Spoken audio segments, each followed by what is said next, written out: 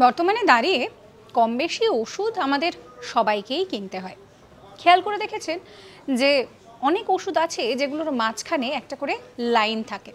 অনেকেই ভাবতে পারেন যে এটা হয়তো ডিজাইনের জন্য একটা লাইন, কিন্তু আসলে সেটা নয়। এই লাইন রাখার একটা কারণও রয়েছে, এবং এই কারণটা কি সেটা অবশ্যই আপনাদেরকে বলবো। তার আগে আপনাদেরকে বলি যে এই যে লাইনটা, এই লাইনটাকে বলা হচ্ছে ডেপসট লাইন, যাতে ওষুধটাকে একেবারে সঠিকভাবে দুটো টুকরো করা যায়, তার জন্য এই লাইনটা দেওয়া রয়েছে।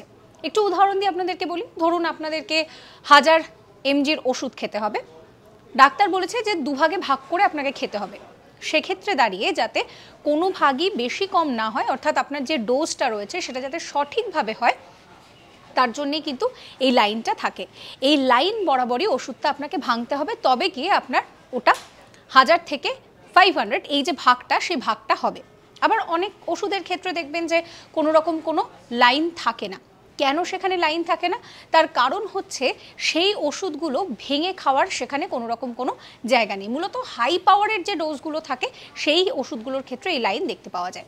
সাবস্ক্রাইব করবেন আজ তাক বাংলার ইউটিউব চ্যানেলকে।